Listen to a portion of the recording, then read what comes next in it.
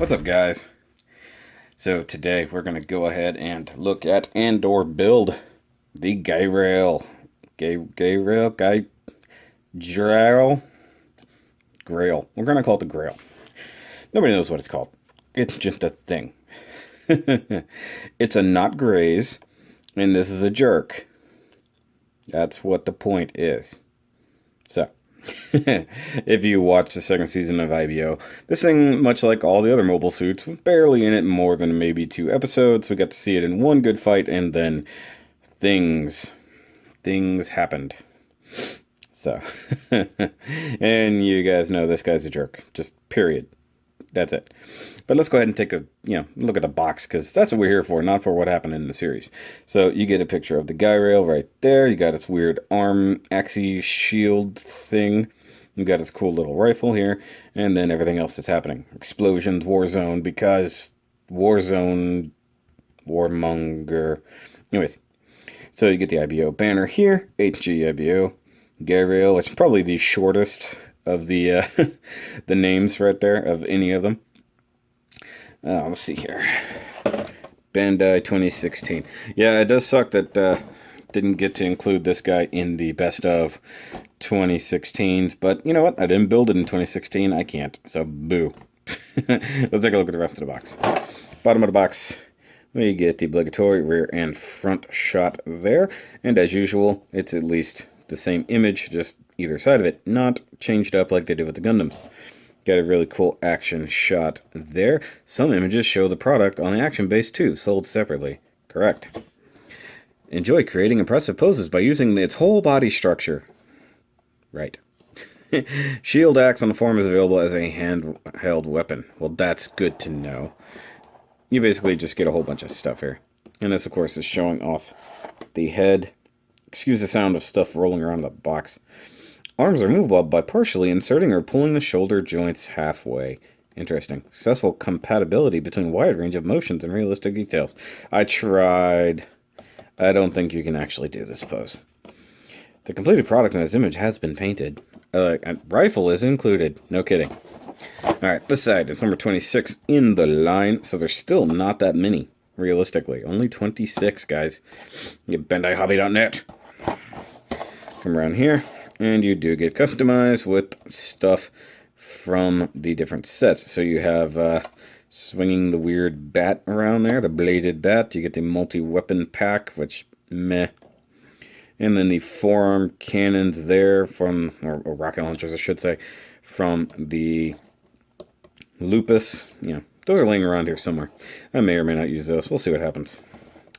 Come over here. We've got whatever that says in English. I'm just going to cover that up. Doesn't say anything. The little guy with the toilet. About 1,000 yen. Super affordable kit, which basically makes sense when you really crack into it. And then, of course, you get your obligatory warnings about 3-year-olds and putting things in their face that will kill them. Don't do that. And then down here, we get illustration by Yamada Takahiro. Yamada, however you want to say it. Background images by Saito Yoshinobu, as usual. It's too bad this glorious upside-down image is of a jerk like this. I'm sorry. Alright, let's go ahead and build this.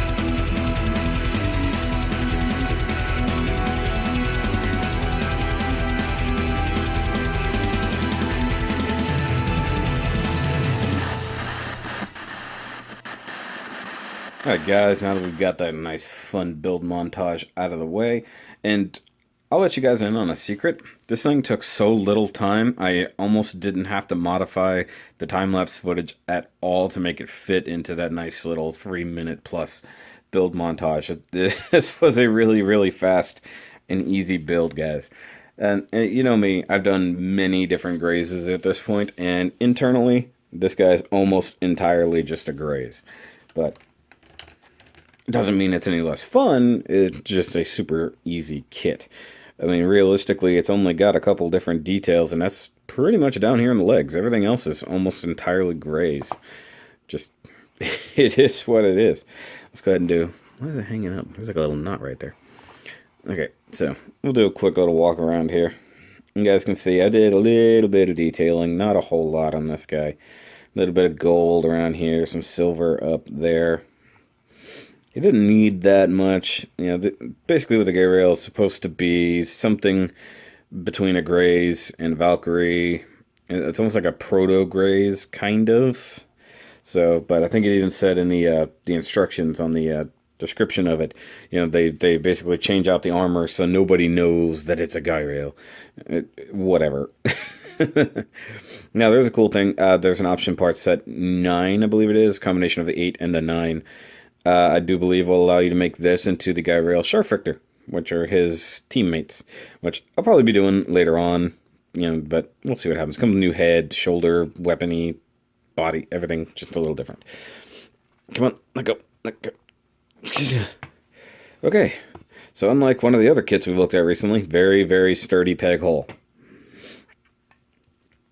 Alright, let's take a close-up look at the head here. Sorry, I can't see what I'm doing. There we go. Why is the camera not on center here? Close enough. Alright. So you get this really neat head, which is, you know, very reminiscent of the Graze up top. Everything else is really very new.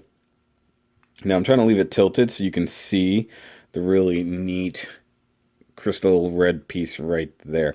Because if I turn like this, you don't see it. I gotta see it like this. So he does have a really cool, I gotta stop doing that, really cool, you know, clear red piece there for the visor, scanner, camera, whatever you want to call it. And he does have these other little sensors right here with the stickers. Now just go ahead and show it off. You can kind of take off the whole upper part of the head, like so. And you get this really strange robotic looking face. Which I'm guessing when it comes to the Scharfrichters, you lose this part of the head and you get like a weird, almost like a sombrero kind of head going on. But, oh, I will point this out. Right in here, it's going to be real hard to see. Just the edges right there. Those were supposed to be little black stickers that came with it. I didn't use stickers. I went ahead and painted it. Same thing with this. Right there, just above the eye sensor there. It's also black paint where they wanted you to use a sticker. So, just one of those little things you can just barely modify to save a little bit of space and time and make it look more complete. I'm going to go ahead and take his weapon out of his hand here. Basically, he's a Graze on the inside, and a lot of the armor still very Graze. Right here on where you would have the normal Graze exposed kind of reactors, they covered it all up. You didn't even get stickers for that.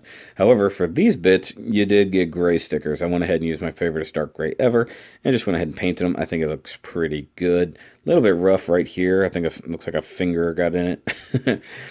And then also a tiny bit of silver right through there on the little hydraulics. And I think somewhere under the chest I did a little bit of silver work before I realized that it was going to be covered up. Do get a tiny bit of gold right there. Just anywhere they had that weird, it's a really strange looking end piece. But I went ahead and did that. A little bit of gold just to make it stand out. There's honestly not a whole lot of detail on this guy. Oh, and then right here, some silver on these weird shoulder mounts, I guess realistically is what they are, because it does show you in the little notebook you can add weaponry more or less. Anything that should be plugged into a forearm can be plugged onto the shoulders. So it is what it is. Let's go ahead and talk about this big old butt skirt here, because unlike say like the Kimar's Trooper that has like the big butt skirt that it can hover with, this thing just has this. So you get big old thrusters right back here, which I did add some silver paint to. And then I guess it can technically hover a little bit with the way these are. I just panelined this thing. I didn't feel like doing a ton of weathering or anything like that to it. Just added a little bit of gold paint there for those same weird connectors. Now, I wish I don't have a Graze on hand to compare this guy to, because you guys know I'm not messing with my display anymore. Jeez. But for the most part, it has all the same articulation. So head is as any other IBO kit, just the little standard double ball jointed polycap, which honestly doesn't get a ton of turkey neck, but you can do it like that. Now, I will say, for some reason, it's very loose. Like, so you can see right here, wiggle, wiggle, wiggle. It's actually on the ball joint. It's just super loose sometimes. I don't know why it'll do that. Now, the shoulders are exactly the same as the Graze. They go together the same way with these polycaps sort of captured right through here. These can move forward just a little bit. You see the armor moving there. It's pretty cool. You do get the shoulder mount here, and since it's the same, you get the same flip-flop shoulder action there. And as you can tell, same exact joint as any other Graze. Go back and check all the other reviews. So you can go all the way around as usual. You get the same amount of shoulder articulation, except it's hindered slightly by this armor. So you can only get that much of a high teacher going. So, hi. My name is Geirail. I don't know why I do that with that voice, guys. Alright, so you get the bicep rotation as standard. Single jointed elbow that can only do that much of a bicep curl. So it is what it is. I think, yep, this keeps popping off. So it slides on and off a little too easy. Basically, from the shoulder down, it is exactly the same as any Graze. Even to the point of the exact same little tab right there on the wrist for mounting weapons, as I just did. And of course, you get the same wrist joint as always, but if you pull it too far out, it's not even inside the joint, and it's just loose as all get out. Now, the chest is exactly the same, so you still get ab crunch like so. They change up the crotch, so it's very similar internally, but externally it's a little different. But you can still get plenty of rotation. There's like nothing in the way back there. The legs, at least on the upper section, you can totally do a decent Jean-Claude, like so. But it starts hitting, so you run out of room. You can do a front kick about that far. And as you can tell, you're not going to be able to go very far to the back. So that's it. You can't step backwards very far. And that actually, when I was rotating it, hit right there. So that's annoying. You do get thigh rotation, like so. But once again, everything gets in the way. Go ahead and kick the knee forward. And you do get a very similar to a Graze double knee joint. Let me see here. But it is limited to that far. It's not going to crunch any further. So from here to this part of the knee, it's the same as any Graze. But from there down, it's a totally new leg. I actually was assembling it incorrectly. You can probably see it in the video, because I give you the normal Graze legs, and that's what I started building before I realized it was different. So speaking of those differences, you do get some different leg armor. So you get probably some kind of vents right there. The knee mounts the same way as it would on a Graze, but is a different piece of armor entirely. When you get down here, it's very similar to the way a Graze ankle works. So you get the tilt way up here, like so. But you also get the ball joint turn down here. So you get a little bit of rotation up here to get some more extreme angles. But you get the ball joint, which can go in any direction. And this is also mounted on a swivel, so you can rotate that out of the way if you need to. And just the ankle armor is kind of pointless with just judging how small, or I'm sorry, how bare that ankle is. To me, that's a really big weak point. Also, this is an area that would have a Graze sticker. Went ahead and painted it just because. And these feet bother me because it feels like there should be a toe articulation or something, because they're just big and flat like that. They should be separated just enough, if they did a 1 to 100 of this guy, it would be great. You could get some more foot articulation.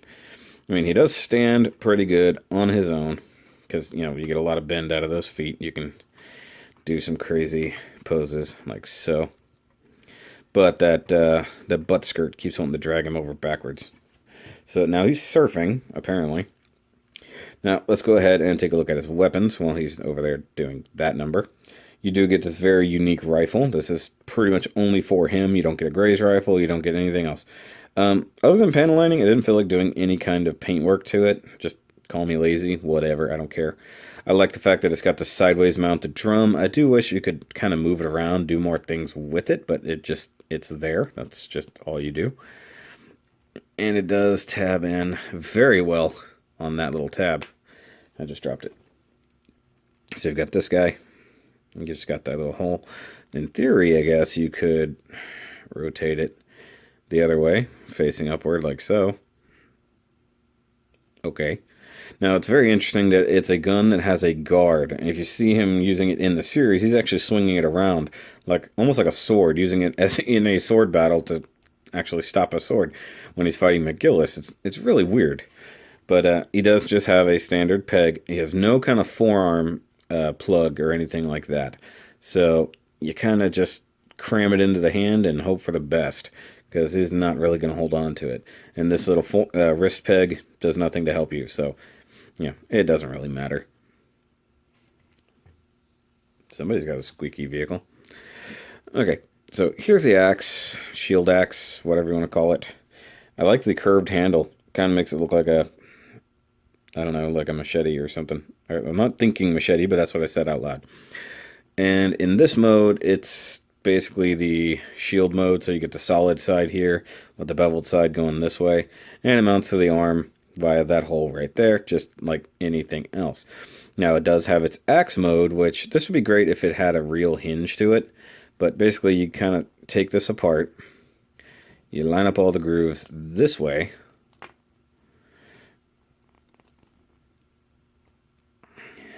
and you just cram it together, more or less. I mean, it doesn't even like affix itself together. It's pretty much just friction that's holding it. There's a little bit of a click there, but honestly, it means nothing. So this is the axe mode as it stands. It is what it is. It's really, really thick axe. So it's probably more for bashing than it would be for cutting.